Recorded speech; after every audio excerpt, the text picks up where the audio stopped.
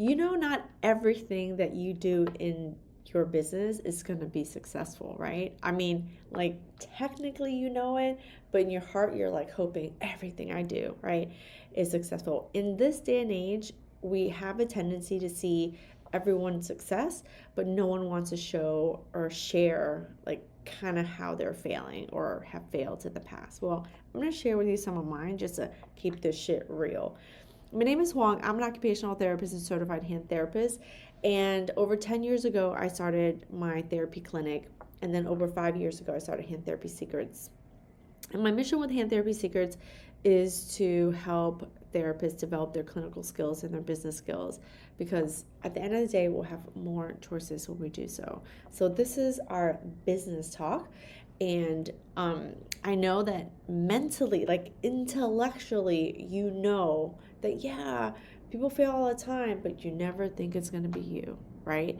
And failing is like such a harsh word, but if you're opening your own business, you probably like want to be really good. You have a desire for certain things like freedom, money, just being able to do the things that you want to do. Like I'm thinking those are usually the things that people go into business for.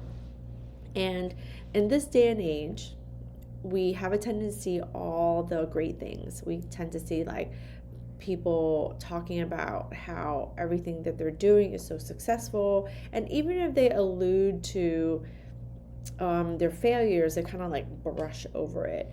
But I think it's really important, if you're going to highlight some of the good stuff, then we should also highlight some of the bad stuff. And I think just make it real, because people who are in business, if you want to really be in business, it's just going to be hard. There's certain things that are going to be hard, they're going to be challenging, it's going to stress you out, you're going to work a lot. But at the end of the day, it's because you really want it, right? You're not going to do anything challenging if you don't really somehow want it. And I think business is one of those things. Even if you are looking for a job, even if you trying to become a certified hand therapist or do any kind of specialty, those things were a challenge, and they were a challenge to you at that time, at that level, and it felt like so hard, right? And we've all done hard things in our lives, and every time we do hard things, we think, oh my God, this is the hardest thing I've ever done. And then that unlocks a new fucking level into the next hardest thing. And I think business is one of those things. And it comes in layers, and it comes in phases within your business. What you unlock in your first 2 years is one thing. And then what you unlock going forward is another thing. And then every single time you expand, it becomes another thing. And each time along the way, there's going to be some challenges. And I think it's, I'll just share with you some recent ones that are challenges, and it seems like you're failing. But what I want to do with this is really just encourage you to keep going, really to keep doing it, and then think about not how you failed.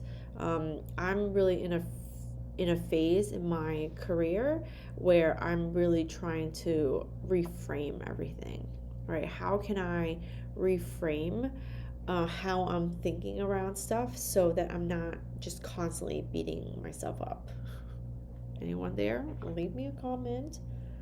Let me know, does it sound like you? Because for a long time, I would just beat myself up. I would say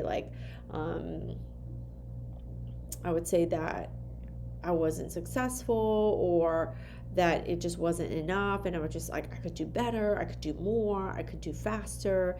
And I'm kind of, and you're going to go through those phases, and just go through them, like do it. But then at some point, hopefully along the way, you're just kind of looking for information like this, and to give you a little bit of perspective on, what you can do, to sort of get past those quote unquote failures. And I see them as failures at that time, but hindsight's 2020, and also hindsight can give you a different perspective that you didn't have at that time. So when I was doing my marketing, right, so we can go into a lot of different pillars of business: marketing, sales, operations, and finances, right? So let's talk about marketing. Like one of my biggest marketing, I wouldn't say failures, it's like yeah, you can say they're failures, but really at the end of the day, They're learning lessons. I started recently been running workshops in my clinic, and I feel so good about them, about how we're doing them, how successful they are, for my staff, and how I'm doing them so differently than the first time I did them. First time I did them were about like 8 years ago, and I was not clear on my message. I was not clear on what I was really doing, even though I had been sort of studying it. I didn't, was my message, how I ran ads, preparing my staff, picking the date and time. I mean, it was just like, the whole thing was just like a hot mess. And I did it once, and then I stopped, right? So I would encourage you to keep going. There was a very particular reason why I stopped, and it was because I was going into a certain direction with Hand Therapy Secrets. But I do workshops in a different way for secrets, but it's pretty much the same thing. It's just showing up and sharing what you know, letting more people know about what you can do and how you can help them, right? So I was doing them, it sucked, and it's really easy to say, oh, like nobody came. It's because everyone in Miami doesn't want to come to workshops. Well, in actuality, they do. So what can you do from a marketing standpoint if you're trying to do something new or something different? How can you look at what you're doing, tweak it, and then keep going? Because the faster you can make those mistakes, or the faster you can try things out and test them, the faster you can get to the right answer for you. So that was, that definitely was one of my biggest things that, looking back, I'm like, oh, because, just now we're doing it. It's like, we have a certain process in place, expectations in place, and it's running really well. But I think it's run really well because I made that mistake, and then I tried other things in the meantime. It wasn't like I stopped doing them altogether. I just did them differently. And from that, I practiced, and from that, I learned, right? So, keep going. So from a sales perspective, where did I go wrong? So marketing and sales really goes hand in hand. And one of my most recent flops is last year I taught in the UK, and I thought that everything that I was doing in the States would translate directly to another part of the world. And my class there completely flopped, like from a financial standpoint, not from an experience standpoint.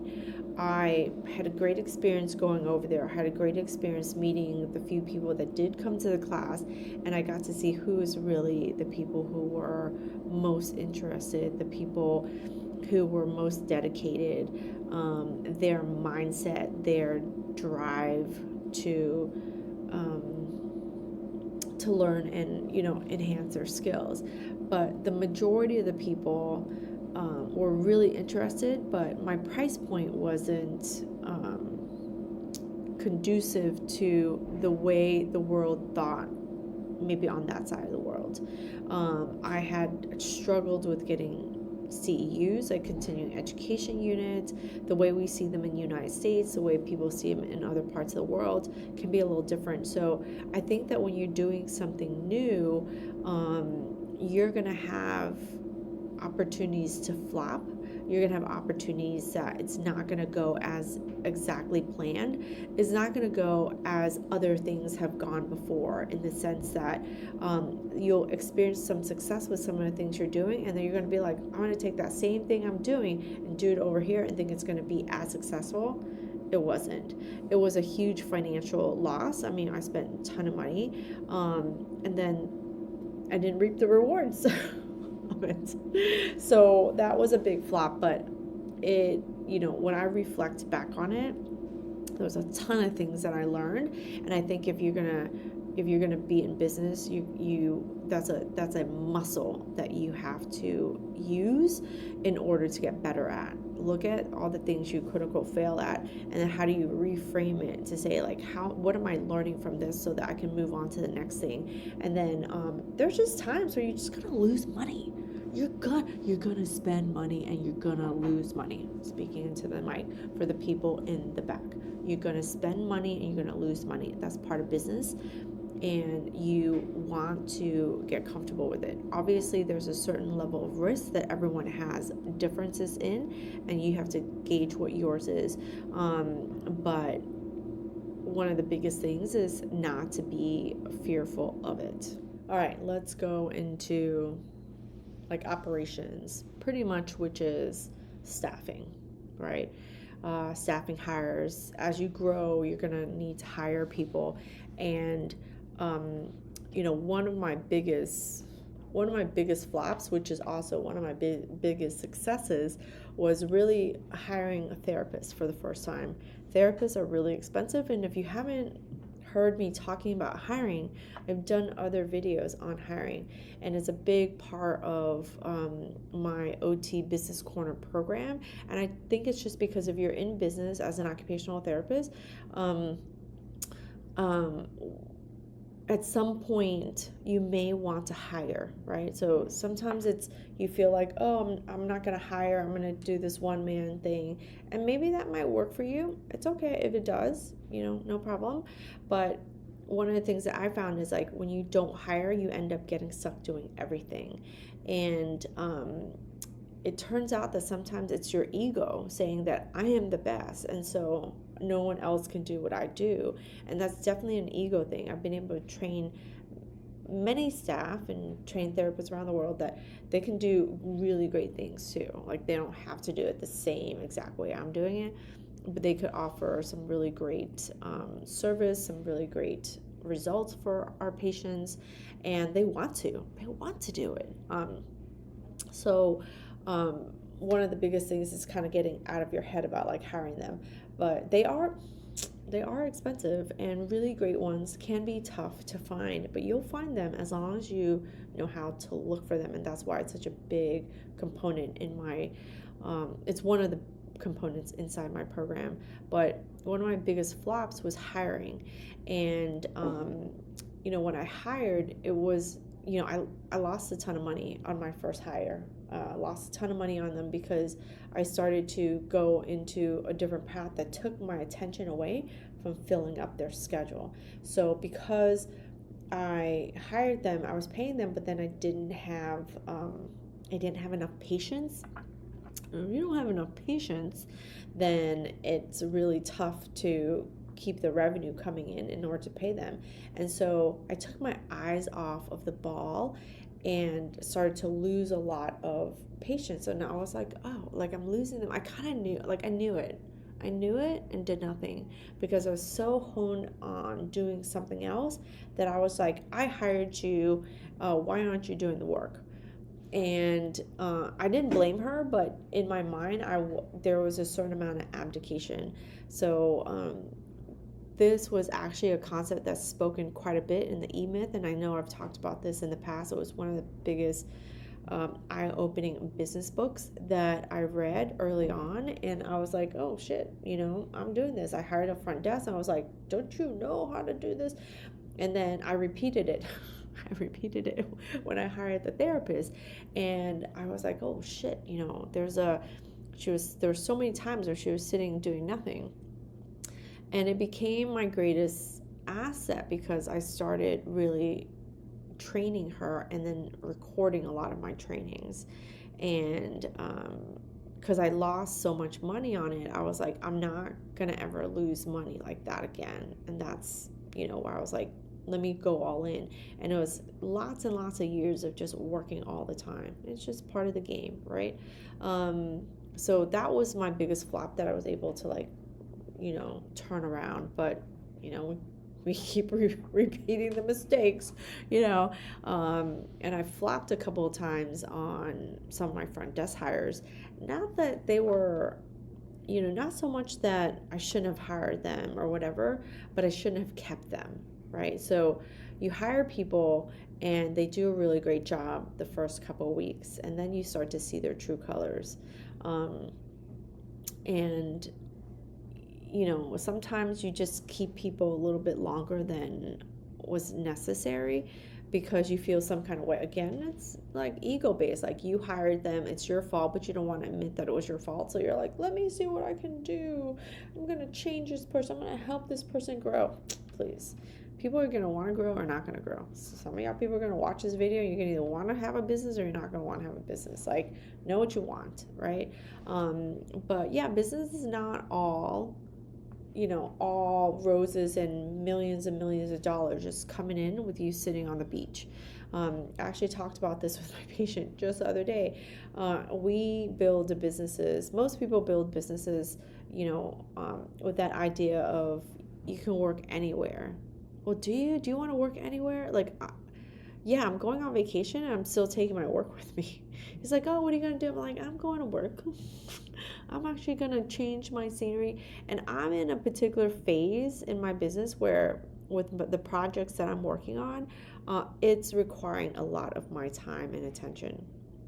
You're going to go through those phases. You're going to go through times where you're working a shit ton. It's all the time, every day, 7 days a week, long hours. And then you're going to go into your peak times where you're going to take more of a break. You're going to, that's the balance of a business. The balance of a business isn't like, I'm going to work 9 to 5. I'm going to go home every day. The people who are saying that they do that tend to have already done all that work to build it up. And then now they're in a particular phase where they can have more of a normal 9 to 5. One of my patients, he is a developer and he hustled and worked a lot in his younger years but now he's like, oh yeah, I go to work, but he goes to work for like 2 or 3 hours. He's like, I barely work. And the people are saying, build a business so you barely work. Yeah, you built it, so now you're trying to tell everyone like, do what you're doing, but they can't. You have to put in the sweat equity unless you have, a sugar daddy who's funding your whole lifestyle and business growth, right? But different phases of businesses require different time commitments of you, and also different financial commitments of you. If you're starting out, it's going to require a lot more time. You into a certain phase of your business you're buying back your time, so you're going to spend the money, but you're going to get more time back. So there's this give and take. This whole, I probably talked about balance at some point, but it really doesn't, it exists only for you. So my balance is going to look different from your balance. But at the end of the day, if you're looking to grow your business, it's not all sunshine and rainbows. I have an accountability partner. He's a friend of mine who runs a business himself, and we get on a weekly call, and our favorite saying lately, we're like, oh, hey, how's it going? And, one of our reframes is like, you know what? It's crazy, but I get to do this. I chose this life, and when things are really hard, and they can be hard, we kind of kid around. We're like, we're living the dream. We're living the dream. Who gets to work as much as we do? Nobody. So it's a little bit of a reframe. So if you're going through some phases in your business where you're feeling like you're failing, girl, please, everybody, okay, we all been there, we all done that. Don't fall for the hype of like everything is so magical, everything is so great. I'm working on the beach. I'm like, I'm working from the balcony of my beach condo. Like, fuck that. Like, that's like 2 seconds of me taking a picture. Bitch, I'm fucking working, right? Like, come on. We've had those failures. We've had those gutted moments. We have the moments where, can you make payroll? Right? So can you make payroll? What's it got to take? What do you got to do to make the thing that you said you wanted to work? Don't fall for the hype. Keep working. How do you reframe everything that you're going through, especially when it's negative? And then how do you keep repeating it faster and faster? So that's one of the things I'm working on. How do I make my mistakes faster and faster, so that I can get through it and get to all the good stuff on the other side, because there's always good stuff on the other side. If this video has helped you at all, leave me a like, a comment, and definitely subscribe. All my links are below. If you're starting your business, you're wanting to grow your business, then my link is below. If there are ways in which you want to work with me, then click those links. All right, I'll talk to you next time. Thanks.